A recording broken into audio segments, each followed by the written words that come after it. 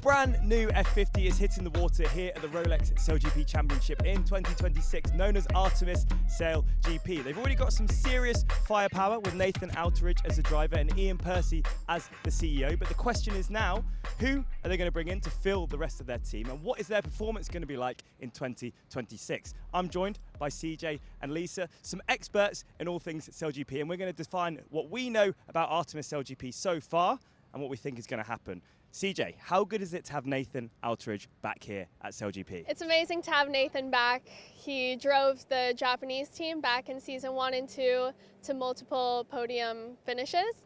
So I think that's a really strong move on Artemis' side to bring someone who already has that winning experience to the team. That's going to be a real asset to them. Do you think he's going to have a big impact, like an immediate impact, having that experience already? When I think about Nathan Outteridge and his history at SailGP, but just as an athlete, and the impact he had on a Japanese team, bringing that team from the ground up, upskilling different sailors, I think he's the perfect person for that.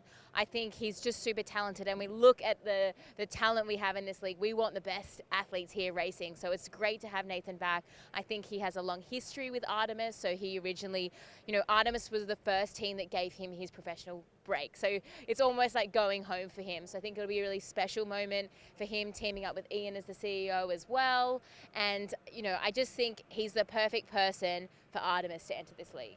And being someone that's been in an actual SailGP team, how important is it to have those qualities that Nathan has to make a team gel quickly? Obviously, they're starting in January. I think the Swedish team will probably take athletes from other SailGP teams who also have that winning experience and can bring that to their team, which will obviously upskill and fast track them in that sense. But it's also equally as important to balance out the synergy and the connection between the athletes themselves, which is really important, because I think we see it in a lot of times in professional sports teams. You can get the best athletes who have the best accolades, but if they can't gel together well and have the chemistry, then it's not going to work out. And a lot of the times in SailGP, we're such a global championships, we have athletes coming from around the world and sailing for different nations.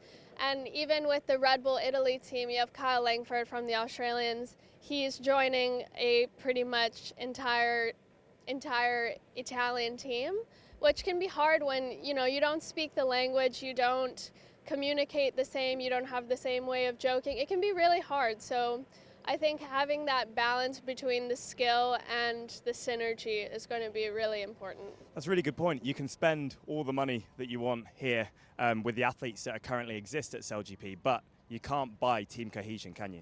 Yeah, and picking up off that sort of topic of culture, which is definitely something that we see, with the French, the Spanish, the Italians that, don't speak English. But I think with Nathan leading, it's going to be an English-speaking team. Sweden is also very good at English. So I think in terms of like that cultural challenge, they won't have that. With Nathan having the history with Artemis, I think he's really going to know what they stand for and kind of bring that team culture. But in terms of cohesion on the water, it's all about communication. And so, even if you buy really good athletes, they've got to be very good communicators and speak the same language as you. So you want to be able to say one word and everybody else on that team knows what you want. You can't say, I need this from you, because the moment's over. So I think Nathan is really good at that. And the other thing that Nathan has done, which I think will play into his hands in this situation, is not only did he grow that Japanese team, but he's been like the super sub. He's subbed in for Switzerland. He's subbed in for Denmark. He's subbed in for New Zealand. So he has spoken the language of many, many people out on the water. So I think he'll be able to sort of bring things from that and bring everybody together. You mentioned his history with the Japanese team and various other teams here. The T-foils are very new and the league has kind of developed. How much of a forward step do you think the league's taken since he's last been here, and do you think he'll adapt quickly to that? Yeah, so he subbed in for Seb last season with the Swiss team, so that was sort of the last time we saw him here. The T-foils have been the upgrade, but I know Nathan, and I know he's one of the most talented foiling sailors out there. He is somebody that has incredible feel. He is somebody that is very data focused. He lives and breathes sailing. He also has some experience with T-foils in other championships. So I think for Nathan, it's going to be a different style of boat. But if there was anyone to come in that's had a year off, he's the man. And with like a lack of training time, really, for a new team, how hard is it, CJ, to get up to speed as quickly as possible for that first race? I mean, it's really hard for sure, but it's really hard because you're competing against some of these teams who have been here since season 1. Like, I'm sure the Swedish team would have loved to have started back in season 1 and got the same amount of hours that the Australians do, but they didn't. And like, this is the best time to start now, but I'm sure they, like, but I guess that's why it's so good that they're getting Nathan on board, someone who has that experience already and can fast track and make up for that lost time. One thing that Artemis do have is they've got access to an F50 simulator. So traditionally, Artemis was involved in the AC50, which is the predecessor to the F50. So whilst the technology has changed dramatically, you've still got something with a driver, a flight controller, and a wing trimmer. And whilst all 6 need to be able to communicate really well together, what a simulator can do, it can't really make it feel like you're out on the water tearing around at 80 to 100 kilometers per hour. But what it can do is it can build that communication loop. So, you know, Abu Dhabi wraps up in November. They don't have that long until the next event that kicks off the season in Perth. So what, you know, they'll be doing there is working on their communication loop. So when they hit the ground running in Perth, all the everything they're talking about is exactly the same, but now they've actually just got to get the most out of the F50, if that makes sense. So reading between the lines, they've secretly been training the best F50 crew from their base Maybe. somewhere in Sweden for 5 years. Wait and see. Yeah, for sure. And I think you've mentioned Artemis's legacy quite a few times and how important they are as a brand. How do you think that bringing that legacy into the league will change the dynamics of what we have here at SailGP? Artemis is an incredible team that has a long history, as you're saying, in America's Cup world. They've had, you know, been really close to winning something that big, but have just missed out. So I think with, you know, with that team coming together with Torbjörn Torvus, Ian Percy as CEO, and Nathan Outteridge as driver, for the 3 of them to get back together and enter at this time, I think it's going to be a bit of, you know, unfinished business, here to come with power, with a chance to win the championship. They're not going to hold back. So I think there's that part. But the other thing that Artemis have is throughout all the teams, nearly, you know, majority people have sailed with Artemis in some way, whether it's a coach that we've got, or they have this other thing called the RC44s. It's another league. That's the Russell Coots 44, for those that don't know. And Artemis have had a team there. So lots of other professional sailing. And so I think when we had the launch of Artemis not long ago, they invited anyone that was part of Artemis. And I think what was really special with that team, and you hear it the way that these athletes talk about being part of that team, it's like a team with a soul. And like, it's, everyone talks about being a family, but you really feel that Artemis family. And I think, you know, when you're traveling the world, doing 12 events around the world, maybe spending time away with your family, it's nice to have that sort of home away from home. We've spoken about the sporting side, but I think for them it's the right time commercially, as SailGP is growing exponentially. We're gaining more sponsors, more events, and we're really becoming more of a global championship each year. So I think this is a right time for them to join. They've put the teething sides of the, you know, the growth stages of a company to the side, and yeah, I think it's the right time for them to join. That's a really good point, because you've already got an established fan base. There's probably people in Sweden that are already watching SailGP as well, so you can just kind of pick up with momentum, and obviously with hopefully some good commercials as well from there. Do you think, Lise? Yeah, I think for them, it's kind of, the league is growing. It's harder to be able to, you know, buy a team. So you don't want to wait too long that you can't get a spot on the start line. So I think for them, they've definitely been watching it, keeping a close eye. Ian Percy, their CEO, has been to events over the past couple of years. He's been sort of in the know, watching what's happening. And I think for them, Swedish sailing is huge. And, you know, there's some incredible talent there, but something that's really important to Torbjörn is also building the Swedish pathway. So I think it'll be interesting to see how they commercially enter the league, but then what they build around it with, you know, the skill set and the resources that they've got. And if we touch on talent and athletes, purely speculatively at this point, How do you think that shakes things up here, having another team for athletes to join and obviously a big transfer window and people wanting to shift and change things? Yeah, I think it's awesome. I think for the athletes, it's doing incredible things because we got a glimpse of what a transfer looked like last year with 2 new teams. But with someone like Nathan joining the league, he has history with a lot of the athletes that are here at SailGP. But it means that they can't. One team will take an athlete and we need to fill that gap, but we've gotten to a point where they're going to have to look outside of this talent pool. There's so much talent out there that's building, but it's really hard to get your foot in the door. So I think it'll be interesting to see what that does. I think we're going to see more money changing hands, which is great for the athletes, and also people start thinking that, oh, I need to build a pathway because I need to make sure that if one of my key members gets poached, I've got a really good person to fill that role. And I think Artemis is going to come in all guns blazing to get the right talent. We've seen that with Nathan, but I also wonder, because they do have so much talent in Swedish sailing, how are they going to bring them in for their first event, and how are they going to develop that? And I'm really hoping, putting this out in the universe, that we might see a team with 2 female athletes on board. Fingers crossed. I mean, that'd be amazing to see. CJ, if we replace your first name for 1 second as either Nathan or Ian, right? You're now called Ian or Nathan. What would your dream signing be? Okay, so if I were Nathan, I would be looking at my flight controller. I personally think that that's the most important role on the boat. I think it takes so much control and a lot of focus.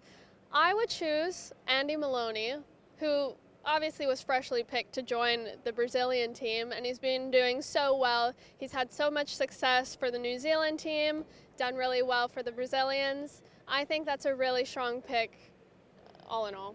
And then that leaves us with 5 other positions.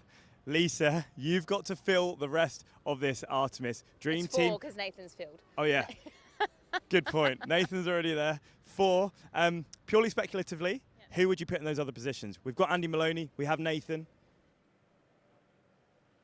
I mean, it's super tough because obviously there's so much talent around here. The way that I would be looking at it is who has a relationship with Artemis from historically, and also who sailed with Nathan in the past. So if we just think about, let's start with the grinders at the front of the boat.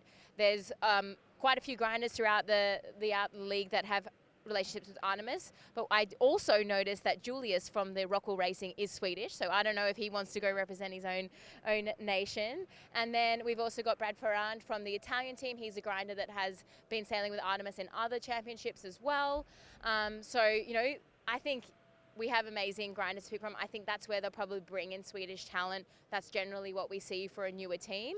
And then if we move to, we've got the flight controller, then if we move to wing trimmer, there's 2 names that really pop up for me. And I think the first one is obviously Ian Jensen, being he's gone to 2 Olympics with Nathan Outteridge. He started SailGP with Nathan in the Japanese team before he then got poached by the British.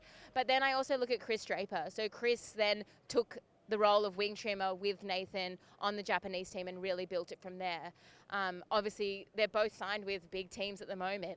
So it'll be interesting to see what Nathan's going to do. And then alternatively, maybe if he does sign or send big money Andy's way, do they then upskill somebody in the middle of that pairing from Sweden? Because I know that Artemis want to come in and try win the championship straight off the bat, but I also know how important the pathway is to them. And out of the 3 at the back, you do want those to be really talented, but if you've got 2 of the 3 having talent, it's a really easy way to upskill, and they're going to have teething issues from the start. Strategist-wise, I would also say they've got a lot to choose from, but Julia Gross has been filling in on the Italian team. She's Swedish, so I don't know if she's just been by chance here, but they've also got Vilma Beck, Ida, who used to sail the Nacra. Like, there's amazing female talent coming out of Sweden. So I think they have the problem they got too much choice. Yeah, Nathan's got a huge amount to pick from, and Ian. CJ, if you've heard that team, what if you could put in 1 word what you think the key is to gelling a brand new team here at SailGP, what would it be? You can use more than 1 word. That's very difficult. I think, as we talked about before, just creating a good balance of personalities that can work well together, because all of these athletes are super incredible. They've got a ton of experience, but it's important to balance out the people that are going to take leadership and the people who are just going to, you know, put their heads down and work, because sometimes if you put too many people who want to call the shots, it doesn't work so well. So it's going to be an interesting thing to see how they balance out the athletes on board. That's a really good point, and I think having someone who's such a strong leader as Nathan on the boat in the first place kind of helps you determine who else you pick there, right? Yeah, I think Nathan's an interesting leader because I think he's super smart. I don't think he's as sort of direct as maybe some of the other athletes that we hear from. I think the culture that Nathan creates is one that it's really easy to learn in and that everybody gets to say, but obviously he'll steer the ship in the direction that he wants. So I think for him, he's going to want to have one or two people on that boat that he can trust. But the other thing we haven't really touched on is what coach he brings in, because I think that the coach has so much power in that team cohesion, and he will need to focus on his job out on the water, that he'll want to lean on that, and then who he puts in the booth as well. So obviously it's like the seventh team member that sits on the shore. So I think the way that he builds that leadership around him so that he can focus and go sailing and have that one person with absolute trust out on the water with him. And you mentioned a really interesting name for me personally, who I think would be a good fit, Ian Jensen, because of his communication style on the British boat this season. I just think having that extra, if Nathan's not as outspoken, having that voice constantly helping people learn, tell them what to do, and get that started from a brand new boat perspective is going to be invaluable to the team, if it happens. I don't know. Do we know who was coaching Nathan in the Japanese team? So Emmett Lazic was his 49er coach from the Olympics World. So Emmett actually was coaching them. He subbed in for the Brazilian team a little bit. He is a professor, is what I call him. I would imagine it has to be someone who already has that relationship with Nathan.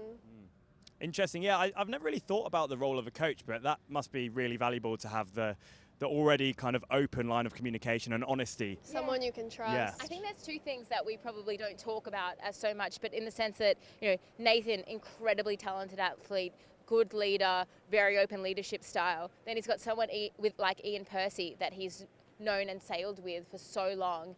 And when you have a CEO that can sort of make those hard decisions, have those commercial discussions, be a spokesperson of the team, great, that takes a load off Nathan's plate and he trusts him. And then same, the coach is more the sailing style and having someone that you can trust. So when we look at some of the athletes that have really strong CEOs, I'm thinking Ben Ainsley, Jimmy Spithill, you know, to have those people that have so much sailing knowledge but also are running that kind of leadership side, I think it works really well. The coaches and other teammates, we could do a whole video on that on its own, and we'll save that for another day. Let us know in the comments what you'd like to see us talk about. We'd love to hear your opinions, and also let us know who you think could be joining Artemis SailGP in the 2026 season. CJ, Lisa, thank you so much. We'll see you next time.